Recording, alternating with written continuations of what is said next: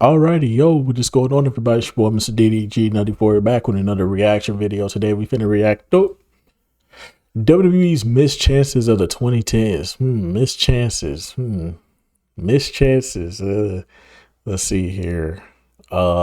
People who deserved a push in the 2010s. That's kind of tough.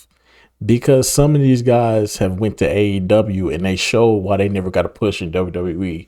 They just were never meant to be. Like, say what you want, but Vince knew who was supposed to be at the top and who wasn't. So missed chances of the 2010s. Letting Kevin Owens be going to WrestleMania as the Universal Champion. That should have happened. Goldberg should have never took the title off of Kevin Owens. That should have never happened. I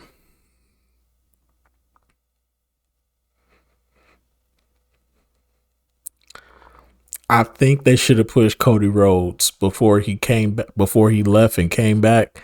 I think Cody Rhodes should have got a push, at least a world heavyweight title push, because he was on SmackDown at the time when SmackDown was at its peak. And I think between that 2011, 2012 era of SmackDown, he should have got a title push. Or at least been in the main event picture for a little bit. Trying to get there. They should have definitely pushed Cody before he came back. Another missed opportunity. Probably turning Roman heel earlier. I think it would have been better to turn him heel around 2016-ish, 2017-ish, around that area. That would have been the perfect time, even though I think he got the leukemia problem around 2017. But y'all know what I'm trying to say. But anyways, though, without further ado, let's get right into this. Just like last time, wrestling's got plenty of missed opportunities with all the decades. The thing with this video, some are so obvious as day, while others are a bit different from what you usually hear, but the 10s is full of them. When Christian returned to WWE in 2009, there was a lot of hope for him to be a major star after rebuilding himself in TNA and proving he could do well as a main event talent. After a rumor about a potential Jeff Hardy feud got leaked, they changed plans and turned him into the face of ECW. This role worked well for him, but it wasn't close to what you envisioned Christian would do before his return to WWE. Nonetheless, he rolled on and was one of the best in-ring performers of 2009. When ECW officially ended, Christian moved to the Raw brand and immediately qualified for the Money in the Bank ladder match for WrestleMania 26. Looking at the lineup, Christian actually had an amazing chance of winning. He was the most qualified out of all the guys and the safest option. There was only two real candidates, Kofi Kingston and Christian. Drew McIntyre was the favorite, but he wasn't ready for it. You know who WWE chose? Jack Swagger. Yup, the man who became a generic world champion the moment the ref counted 3. Christian easily would have been a great briefcase holder just on the basis of how the SmackDown main event scene was at the time. It was Edge and Chris Jericho, two of his biggest tag team partners ever, feuding for the title. He could hop in there and immediately you could feel the history from these three, but Jack Swagger, poor guy, stood no chance. His character was gone, he had boring title feuds, and Big Show outshined him in a story that was designed to put him over. I think if Christian was involved in a title scene as a face, it could have finally led to that big Edge feud, which I'll always consider a missed opportunity seeing as the Rated R superstar retired a year later. The WWE game that year literally had a story that was compelling involving Money in the Bank and Edge, and I didn't even think of it until now. Maybe subconsciously it was there. But there's a reason why SmackDown was dull at the time and Kane and Rey Mysterio had to fight for the title, because they relied on a Jack Swagger push. It was screwed the moment that title change happened and The Undertaker broke his nose. The summer of 2010 brought two huge storylines. The Nexus was one. The group casted terror on the Raw roster, but that's a story we heard one too many times. The simplest thing I'll say about that story is that Wade Barrett should have came out of it with at least one WWE championship to his name. But the story I wanted to talk about was one that Nexus indirectly created.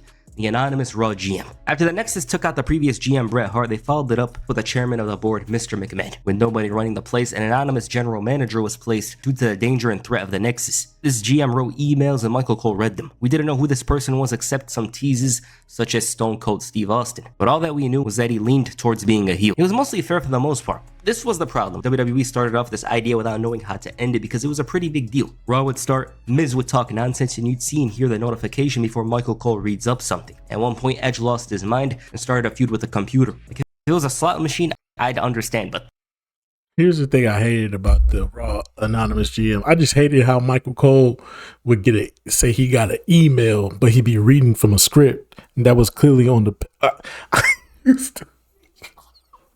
I used to hate that so much. That used to piss me off so much, bro. Like, why are you lying to us? And you clearly are reading from a script that's the paper script is right there on the keyboard of the laptop. We can clearly see that you're reading off of a script. You're not even looking at the goddamn laptop. That laptop probably some bullshit. That shit used to irk me so much. It's like, bro, you reading off a script, bro. This. Then again, he wasn't really treating him fairly, so there's that. Anyways, I don't like how this ended up being nothing. Of course, when it happened, the anticipation is going to end, but I would have wished to see a story from it, especially if they kept it until the conspiracy story involving Triple H. Regardless though, the Hornswoggle reveal was horrendous and silly. Kevin Nash, Michael Cole, and John Laurinaitis would have been better, and you could give the story a conclusion. I thought Michael Cole was an annoying heel at the time, but most of that is because he's the main voice of Raw, but he really makes sense as the GM. It's the obvious choice, but a logical one. Post WrestleMania 27, WWE seemed to blow all the excitement away from the show of shows. It didn't really matter to look forward to the shows because we all knew The Rock and John Cena would face off next year and that they would go 100% there. There wasn't many interesting stories after WrestleMania, but one mid-card story stood out easily: R-Truth's heel turn. He turned into a villain after losing his first world title shot to his friend John Morrison. Then all of a sudden this guy smoked a cigarette in the arena, and it was so strange because WWE didn't allow for wrestlers to say the word ass, and they were letting this guy smoke. R-Truth quickly lost his mind and his train of thought, becoming an unpredictable talent. R-Truth was so good during this time because he was committed and was picture perfect as a heel that had random intentions. You know, he could hug you one moment and then boot you the next. He did get a title shot, but I think they could have aimed higher with this character. Remember Money in the Bank that year? I think he should have been the rightful holder, all because of the looming threat he'd give the current champion. Truth's character was perfect for Money in the Bank. He could tease a cash-in at any point, and because of how dangerous he was booked, there'd be that element of belief. I think it's unfortunate his character didn't go all the way, fulfill its full potential, because then him and Miz later on could look more threatening. Also, I find it insane that both Miz and Truth main evented Survivor Series against John Cena and The Rock. It was Rock's first match in 7 years, and of course, you're not going to expect him to have ring rust for his big battle against John Cena, but it's still funny to think that Rock's first match in 7 years was against The Miz and R-Truth. And WWE punished both of them, The Miz and R-Truth, because the buy rate was underwhelming. Yeah, I'm going to blame Miz and Truth for the buy rate when everyone knew who was winning. Got a point there. The summer of CM Punk fully established him as a permanent main eventer. He was finally at the top, and even if he lost a couple of big matches, as it relates to his placing on the card, it didn't matter because WWE didn't have anybody close to him on the roster. There was Randy Orton and John Cena, and that was it. But a part of the reason why his summer storyline fizzled out is in favor of another one, that being the conspiracy storyline involving Triple H, Kevin Nash, and John Laurinaitis. This storyline was far too big and overwhelming for them. It was so bad because, similar to the anonymous GM, they didn't know the end point. It was rough because they had these huge stories with the wrestlers walking out on Triple H and a big conclusion. You know, that was kind of stupid though. Why would you bring Kevin Nash into this feud knowing that it's not gonna work? That was stupid to begin with.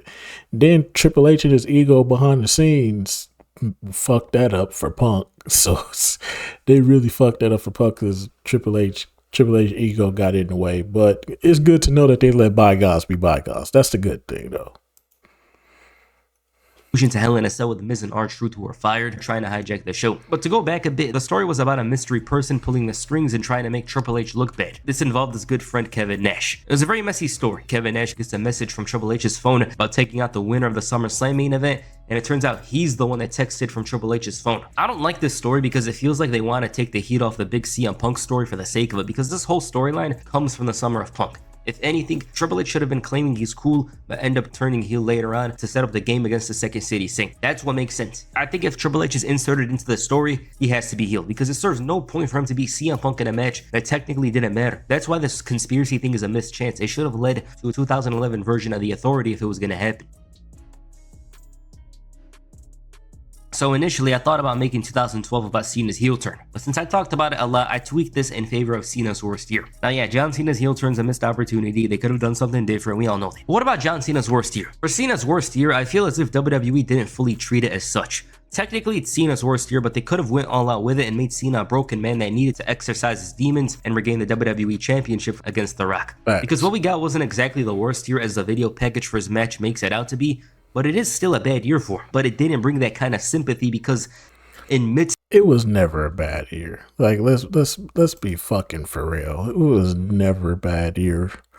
The man won Money in the Bank, cashed it in, and just unsuccessfully cashed it in. He was the first, by the way, John Cena is the first person, if you didn't know, was the first ever person to cash in the Money in the Bank and lose. So there's that.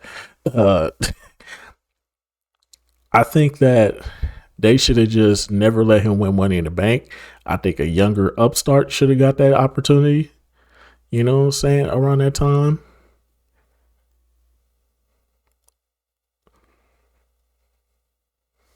And Cena shouldn't have even made the qualifying match. Cena should have had a fucking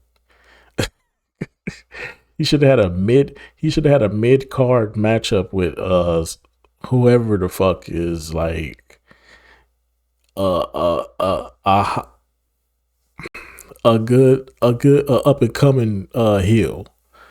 I don't know. Maybe they put him up against Drew McIntyre. They put him up against Drew McIntyre and he loses to Drew McIntyre.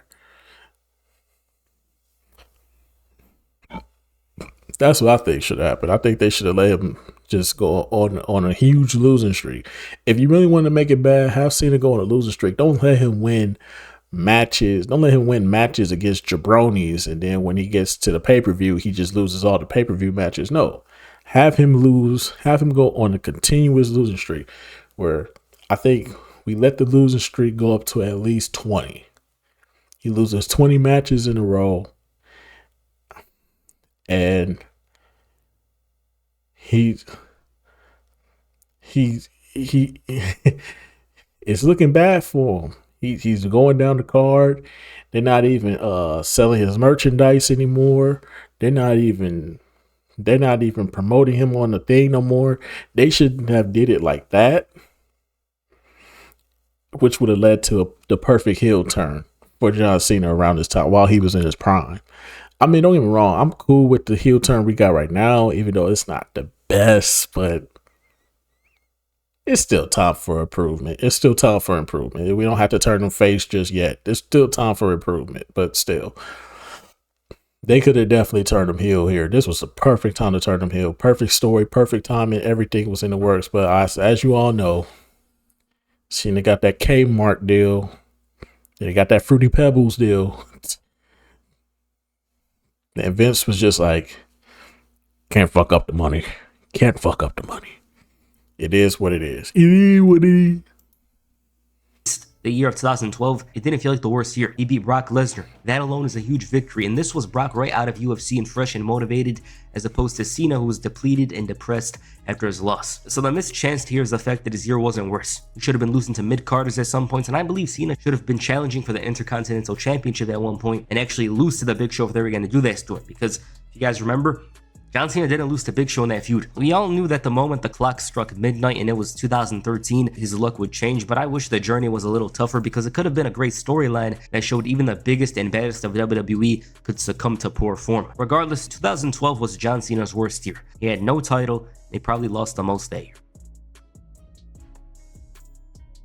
Money in the Bank 2013, a pivotal point in the career of Cody Rhodes, a time that shaped up the rest of his career. I just said this at the beginning. The SmackDown Money in the Bank match was filled with many potentials, but the clear favorite seemed like Cody Rhodes. In some ways, he was the only choice, seeing as he had the best upside and already accomplished a lot up to that point. Surprisingly, Damien Sandow won the briefcase, and honestly, at the time, it wasn't a terrible choice. Many had love for Sandow and thought he was a great talker and had a distinctive character, but even at the time, he was not the best choice. Sandow's Money in the Bank run was spent being overlooked and overshadowed by Cody Rhodes himself, to the point where some believed Rhodes should just win the briefcase off him. The weirdest thing to come out of all of this is the fact that Cody Rhodes was a very compelling face. You never would have imagined it because he was generic last time around, and since then, he was nothing less than a hated villain. Money in the Bank should have been the chance for him. I think WWE needed to try different things out at the time. They did bring in Bryan into the main event scene, but it was followed by repeated John Cena and Randy Orton matches, Big Show in a pay-per-view main event, and we will never know what would have been of a Cody Rhodes main event push, but one thing for certain is that he would have been better than Sandow.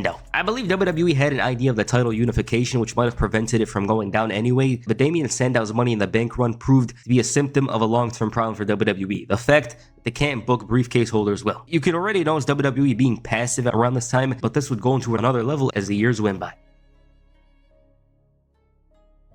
There was one point after Daniel Bryan's main event push where WWE was insistent on doing things a certain way. Now, I'm not saying the crowd has great ideas every time, but when they're going insane for somebody who's done well for themselves and actually knows what they're doing, surely they'd give it a try. Dolph Ziggler's first push was entertaining and optimistic. He was WWE's workhorse from the end of 2012 towards the middle of 2013. While he got a world title reign out of it, he was told that this was as good as it was going to get, and to make matters worse, they put an injury-prone label on him despite his injury being one that would happen to just about any person. Jack Swagger punted him like a football and he suffered a concussion. Ziggler had this mid-card feeling to him after 2013, but there was a glimmer of hope that maybe he would rise up above that. And here's the thing, Ziggler doesn't have a real weakness in his arsenal. If we're talking about him from 2014, if anything, we tend to underestimate his talent. When Roman Reigns came up with an injury, Ziggler took a spot at Survivor Series. This was one of the biggest matches of 2014. Team Cena versus Team Authority. It had high stakes and an incredible vibe. Ziggler made it to the very end and had one of his most iconic performances. This is a performance that got the crowd invested in him like never before, and they actually stuck the landing here, as with the help of Sting, Dolph Ziggler managed to eradicate the Authority. There was a renewed excitement with Dolph Ziggler, as if his journey would get bigger and better. I'm not saying he was going to be the one to face Brock Lesnar at WrestleMania 31. When you drag out a story including the firing of Ziggler and his partners who won the match already, bring back the Authority and do nonsense six-man tags while having said guy thrown out like trash in the Royal Rumble, of course fans aren't going to be invested in him. This was a chance to reignite Ziggler and make him a serious challenger for the title, not somebody who we see as a Make-A-Wish challenger once a year. And their insistence on Roman Reigns leads me to 2015's big issue. When Roman Reigns burst onto the scene with the Shield in 2012, we all expected him to become a mega success. I remember the Shield initially was Dean as the talker and someone who I perceived as a leader, but as time went on, Rollins seemed like the brain, and right before the end, the Shield's strongest weapon was Roman Reigns. Any issue they had near the end, he was in the middle, and that tells us all we need to know. Now, Roman was pretty green without his Shield brothers by his side, but he was making improvements. I don't really touch any of this 2014 stuff, so when I watched this match he had with Randy Orton, I thought, damn, this guy didn't offer much in-ring. His promos were so scripted and generic, and they had the element of what a cool guy would be to somebody in the 80s. And I'm talking about B-movie cool, not the Terminator or Rambo. 2015 as a whole is a time where Roman's push was mishandled severely, and in some ways, it felt like they were spiting the fans. Now personally, I didn't hate Roman Reigns, but I gravitated towards other talent, seeing as WWE in 2015 was an in-ring centric show. Roman was very enjoyable in six-man tag team matches, but beyond that, there wasn't much that was going to get you glued to the screen. And I want to preface this by saying Roman in early 2015 and late 2015 might as well be two different people, in ring at least. But in the beginning of the year, he was pushed too hard and thrown into the WrestleMania main event with no struggle or journey. It was presented generically, and the missed opportunity for me here is taking things slow with him. WrestleMania 31 should have been Roman versus Rusev. I still love the Brock match, it's one of my favorite WrestleMania matches, but if we're talking objectively, Reigns winning the United States Championship does a lot of good for him. I don't think WWE would like this though, because it would mean Daniel Bryan is most likely in the main event, but with this scenario, it allows Roman to build actual stories and have a journey to a title instead of a shortcut. I think he got better as time went on in ring, and of course there was other things preventing him from being at his best, but by the end of 2015, I personally bought into him as a main eventer, even though I wasn't the biggest fan of him.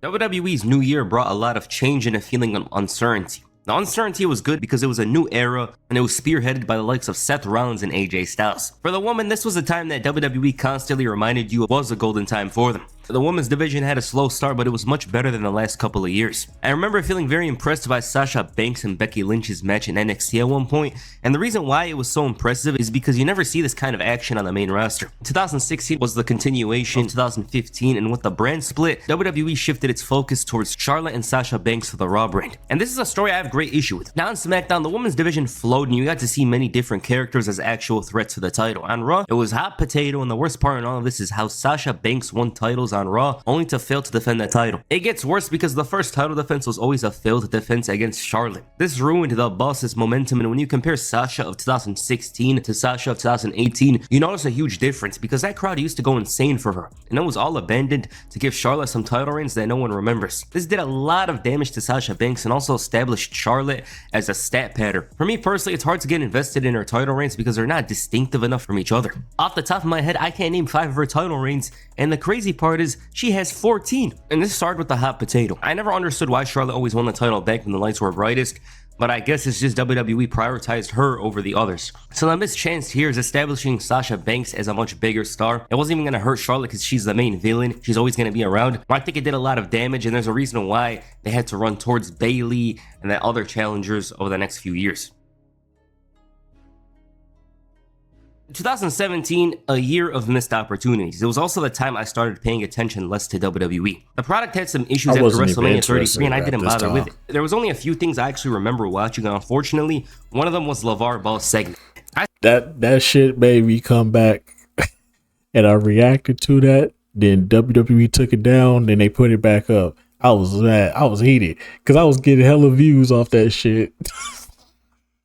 I was getting hella views off that damn off this one segment, bro, because I was dying laughing, bro, at LeVar Ball. LeVar Ball had me dying laughing, bro. I say unfortunate because my memory should be of some match or segment. I think WWE messed up the dynamics of SmackDown badly and it ruined the trajectory of the show for a year. One of the things I never understood was the Miz leaving SmackDown. I actually think he should have had Jinder's spot and won the title. So this leads me to 2017's missed opportunity. Now, Miz isn't the same now as he was in 2017, but back then he was very established as a character on the show and somebody you bought as a champion. He'd find a way to steal the title. He did great work as Intercontinental Champion, and I thought he deserved to move up at the time. It made a lot of sense and makes way more sense than Jinder winning the title. Miz was already main eventing on Raw with the Intercontinental Championship. It was the prime of his career and probably the only time since 2011 that I think he deserved the title most. I thought it was a missed opportunity then and still do. That makes sense, because Jinder Mahal was not. I was gonna go all in on this year, but then I realized that's good for its own video. But to me, 2018 is the worst year in WWE history. It comes down to the fact that they were creatively bankrupt, and unlike 1995 and 2010, their roster was stacked like crazy. Dean Ambrose's heel turn, Sasha Banks and Bayley teasing a feud. You could talk about this year for a long time because it was amazingly bad. For this video, though, we'll talk about. I wasn't watching wrestling. Braun Strowman's whole year. Braun Strowman was a man who WWE tried to make you see as a star, but at the same time made sure he wasn't anything more than he was, and because of that, it's hard to get invested in him beyond a match. His 2018 was horrible because it had the makings of an incredible one for him. He won the Raw Tag Team titles with the referee's son, which was random, the referee being John Cone, and the summer, despite this, looked optimistic for him. He won Money in the Bank, or as they called it, Monster in the Bank, and I don't even know what that means, but that's what they called it. And he proceeded to have the biggest waste of a briefcase run, turned heel during it while siding with Dolph Ziggler and Drew McIntyre, loses his cash in a no contest Hell in a Cell match, then turns face again and chokes the title match he should have won. The whole year was a misfire for Braun Strowman, and in turn it turned him into a modern Big Show. WWE really tests you and then wonders, oh, he couldn't get over. It took Becky Lynch an accidental moment for them to think, maybe she should get pushed stronger. 2019, very similar to 2018, but a year I actually see more positively than 2018, although that's not saying much. The real issue with this year is misdirection. There was times you thought WWE was doing right only to mess up big time, and that was the story of the year. I assure you by looking at each season of the year, you could find exactly what I'm talking about. One thing I despise is how Kofi Kingston lost the title and didn't acknowledge it much. Oh, no, they need help because of Big E's injury. That's fine and all, but it defies logic for Kofi Kingston to go on a 6-month title reign and not feel the shockwaves of a loss. That doesn't make sense at all. And also, him losing in 5 seconds served no purpose. That shit was he should have had a terrible. fighting chance. We all knew he was losing. But this is a part of a much bigger issue that WWE had around the end of 2019. The move to Fox was financially incredible for the company. It was also a chance to impress new viewers, seeing as Fox was a much bigger network than USA Network. And they messed up badly because one of their big feuds was Roman Reigns and Baron Corbin. Yeah, that sounds amazing. And the guy they were touting to lead SmackDown, he moved back to Raw within a month. The early days of Fox SmackDown were dire and one of the worst examples of WWE blowing an opportunity. Every week, the Dirty Dogs would take a beating, Lacey Evans would have a vignette for a run that would materialize into nothing, and the fans were about to start booing Roman again because his stories were horrible, and John Morrison made one of the dullest returns to WWE you'll ever see. It wasn't a good time. WWE wouldn't really understand the importance of Fox until Roman Reigns turned heel about a year later. So that does it. This is the list of wrestling's missed chances for the 10s. I just wanted to go for something different. Some of the obvious stuff is in here, but I enjoyed making some of the lesser known, or I'd say lesser thought storylines from the 10s. Alright, what'd you guys think of these missed chances? Please comment down below, and that's for this video. Make sure you most definitely, man. Most definitely. But anyway, so it's just gonna about do it for this one. 2017, 2018, 2019. I'm not gonna know. I wasn't in the loop like that. But that Kofi Kingston run ending like that with Brock Lesnar, that shit was terrible. And I wasn't even watching wrestling, but I was like, this is why I don't watch the product no more, because what is Vince doing? But anyways, though, that's just gonna about do it for this one. I'll see y'all in the next video. Till then, peace out.